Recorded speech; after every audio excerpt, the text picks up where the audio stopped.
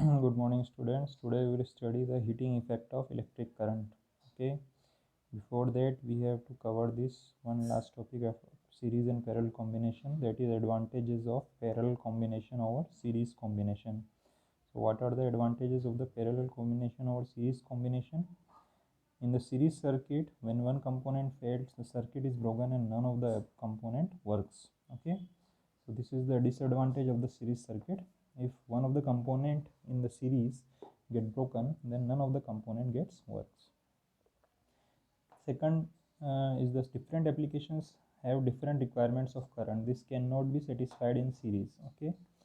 So different appliances have different requirements of currents. The values of currents should be different, but this is not fulfilled by the series. It can only be fulfilled by the parallel, because in the parallel the value of current can be in the different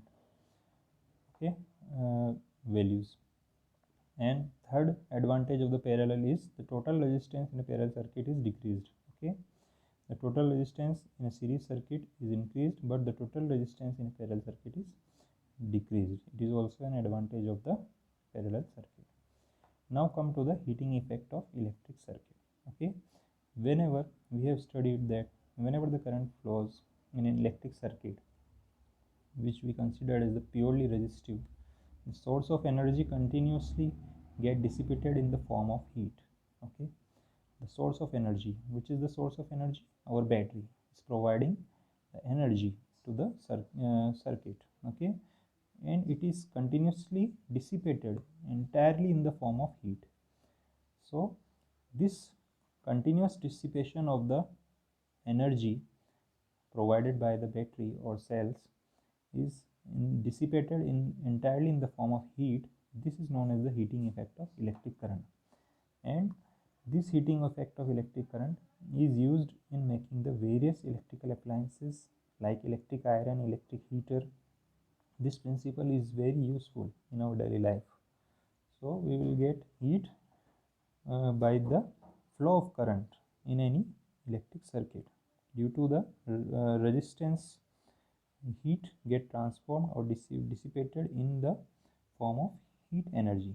Okay, so how will get this heat energy, or how much heat produced is there, we can understand with energy is equal to power into time. That is, power's formula is V into I. Okay, what is power? It is V into I, because energy is equal to the heat energy. Heat produced is equal to the VIT, where V is equal to I into R by Ohm's law. Okay, here V is IR by Ohm's law, and heat energy is the VI into T, that is power into time. Okay, and in terms of IR, heat produced is equal to I square into RT. So there are two formulas of heat produced, and here first one is heat is equal to V into I into T in terms of potential, and heat produced in terms of current is I square into R into T. So what is the Joule's law of heating of electric current? It states that heat produced in a resistor I directly proportional to the square of the current. Okay, so is the heat produced, that is the heat produced in this any electric circuit or any electric resistor. Okay, heat produced in a resistor is directly proportional to the square of the current by this formula, H is equal to I square RT. This is the Joule's law of heating formula. H is equal to I square RT.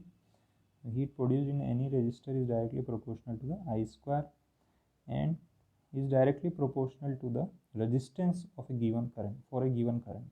Okay, heat is directly proportional to the resistance, and heat is directly proportional to the time through which up to which the current flows in the conductor.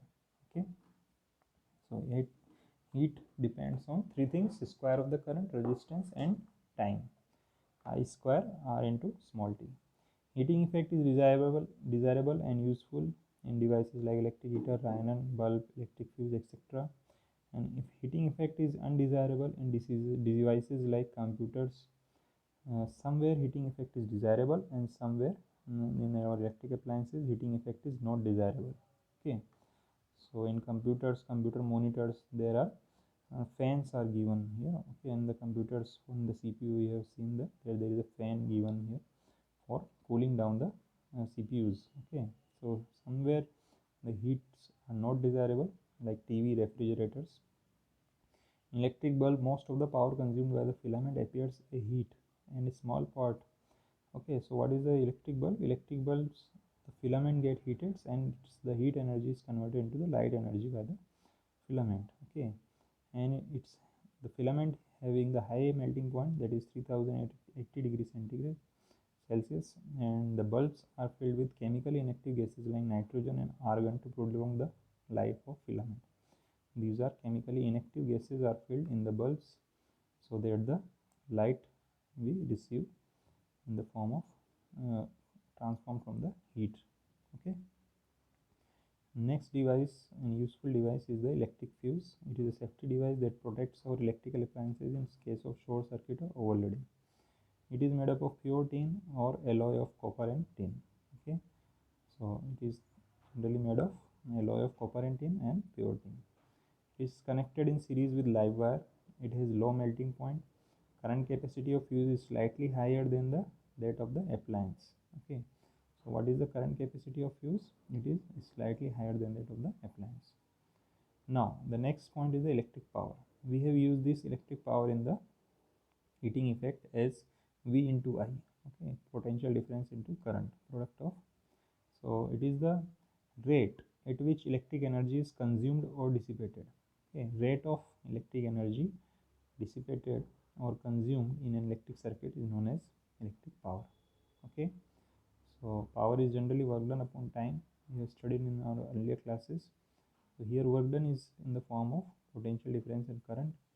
Okay, and here the electric power is the rate at which the electric energy is consumed or dissipated. Power is denoted as V into I, and its formula is I square into R and V square by R. Its unit is watt, and 1 watt is equal to 1 volt into 1 ampere. Now what is the commercial unit of electrical energy? Commercial unit of electric energy is kilowatt hour. Okay, 1 kilowatt hour is equal to 3.6 into 10 to the power 6 joules, and 1 kilowatt hour is 1 unit of electric energy we are using in calculation of the units in our meters, okay, at home or industries. And the commercial unit of energy is 1 kilowatt hour. Okay, so power is the product of V into I and is also I square into R and V square by R. Okay, so it is the electric power. So this is the heating effect of electric current. Okay, you can understand with this examples why this it is so useful for making the electronic heating appliances. Okay, and this heat is used in various devices. Okay, thank you, have a nice day.